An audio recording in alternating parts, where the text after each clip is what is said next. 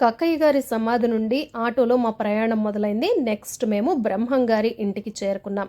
ఇది బ్రహ్మం గారు నివసించిన ఇల్లు అన్నమాట. చాలా సంతోషం అనిపించింది. చాలా ఏళ్ల కోరిక ఇప్పటికి నాకు నెరవేరింది. ఇప్పుడు మనం వీరబ్రహ్మం గారు నివసించిన ఇంటికి వచ్చాము. ఒకసారి ఇల్లు చూద్దాము. ఇది బ్రహ్మం గారు నివసించిన ఇల్లు అండి. ఇక్కడ చాలామంది వచ్చి దర్శనం చేసుకుని ఇలా అరుగు ఉంటుంది కదా, ఈ అరుగు మీద కూర్చొని కాసేపు సేద తీరి వెళుతూ ఉంటారు. ఇల్లు చూస్తున్నారు కదా, పాతకాలంలో నిర్మించే పద్ధతి అన్నమాట. ఇలా దూలాలతో నిర్మిస్తారు. స్వామివారి ఇల్లు చాలా చక్కగా ఉంది కదా, లోపల చుట్టూతా కూడా చాలా ప్లేస్ ఉందన్నమాట. చాలా పాతదైపోయింది కదా, క్లోజ్ చేసి ఉన్నారు ఇల్లు కూడా. పక్కనే రామాలయం కూడా ఉంటుంది. ఇదిగోండి మనం ఎదురు చూస్తున్న బావి. స్వామివారు ఒక్కరోజు రాత్రిలో తవ్విన బావి ఇది. స్వామివారు ఈ బావి తవ్వటానికి కారణం చాలామందికి తెలుసుంటుందండి, కానీ తెలియని వారి కోసం చెప్తున్నాను. ఊరంతా కలిసి జాతర చెయ్యాలి, చందా అడిగినప్పుడు స్వామివారు నిరాకరిస్తారు చందా ఇవ్వటానికి. అప్పుడు రచ్చబండ దగ్గర అందరూ కరణం వీళ్ళంతా ఉంటారు కదా, వాళ్ళు తీర్మానం చేసి బ్రహ్మంగారి కుటుంబానికి నీళ్లు ఇవ్వకూడదు, అంటే ఫెసిలిటీస్ అన్నీ ఆపేస్తారన్నమాట. నీళ్లు కూడా ఇవ్వరు వారి కుటుంబానికి. అప్పుడు స్వామివారు ఒక్కరోజు రాత్రిలో బావి తవ్వుతారన్నమాట. స్వామి మహిమ ఏంటి, స్వామి గొప్పతనం ఏంటో అప్పుడు వాళ్ళు తెలుసుకుంటారు. చాలా రోజులైంది, చాలా సంవత్సరాలైంది బావిలో నీళ్లు చేరి.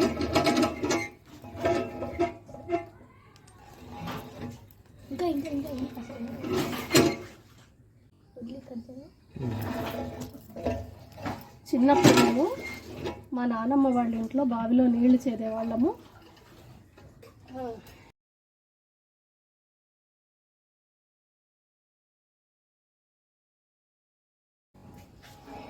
చిన్నప్పుడు మా నాన్నమ్మ వాళ్ళ ఇంట్లో బావి ఉండేది. కంపల్సరీ బావి నుంచి నీళ్లు చేది తీసుకొచ్చేవాళ్ళం. మళ్ళీ ఎన్ని సంవత్సరాలకి ఇక్కడికి వచ్చాక ఇదిగో వీరబ్రహ్మం గారు ఒక్కరోజు రాత్రిలో జింక కొమ్ముతో తవ్విన బావి అంట ఇది. చాలా చాలా హ్యాపీ అనిపించింది ఈ మూమెంట్ మాత్రం. నా చిన్నప్పటి రోజుల్ని కూడా నాకు గుర్తు చేసింది. చాలా బాగున్నాయి నీళ్ళు కూడా. రావి చెట్టు, అలాగే చుట్టూతా ప్లేస్, బావి, ఇల్లు, పక్కనే రామాలయం. చాలా చక్కగా ఉంది కదండి.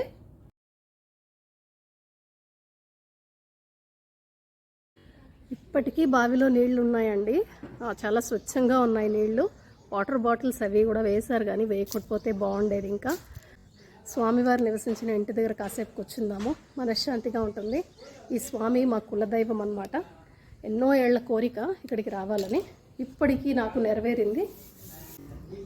వీరబ్రహ్మం గారు నివసించిన ఇంటి దగ్గర కాసేపు అలా కూర్చున్నానమాట. మనసులో ఉన్న సమస్యలు అన్నీ ఆయనకి నివేదించుకున్నాను అనమాట. చాలా మనశ్శాంతిగా, చాలా సంతోషంగా అనిపించింది, రిలాక్స్డ్గా అనిపించింది. చూసారా, ఆ పాత ఇల్లు అన్నమాట. దూలాలతో ఇలా నిర్మించేవాళ్ళు మునుపటి కాలంలో. పక్కనే రామాలయం ఉంటుందండి. ఇక్కడ రామాలయాన్ని, రచ్చబండను కూడా దర్శించుకున్నాము. ఈ రచ్చబండ దగ్గరే అండి ఈ రామాలయం. రచ్చబండ ఉంది కదా, ఇక్కడే జరిగిందనమాట. స్వామివారికి నీళ్లు ఇవ్వకూడదు అనే డెసిషన్ తీసుకుంటారు కదా, అదంతా ఇక్కడే జరిగిందనమాట. పోలేరు నిప్పు తీసుకురా అని పిలిచే సన్నివేశం కూడా ఇక్కడే జరిగిందనమాట.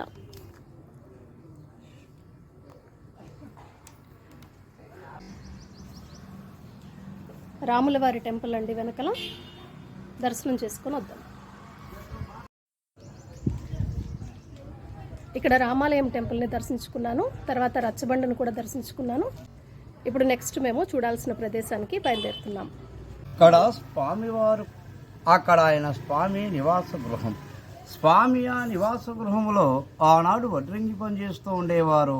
ఆనాడు ఈ గ్రామం పేరు కందిమల్లాయపల్లి. బ్రహ్మంగారు చెప్పిన కాలజ్ఞానాన్ని, అలాగే రచ్చబండ దగ్గర జరిగిన సన్నివేశాన్ని ఈ స్వామివారు మన ఛానల్కి ఎక్స్క్లూజివ్గా చెప్పారన్నమాట. ఇదివరకే వీడియోలో నేను పోస్ట్ చేశాను. మళ్ళీ మరొకసారి స్పెషల్గా ఆ ఇంటర్వ్యూని ప్రత్యేకంగా పోస్ట్ చేస్తాను. ఇక ఇక్కడి నుంచి ఆటోలో మా ప్రయాణం మొదలైంది. నెక్స్ట్ చూడబోయే ప్రదేశానికి మేము ఆటోలో బయలుదేరి వెళ్ళాం.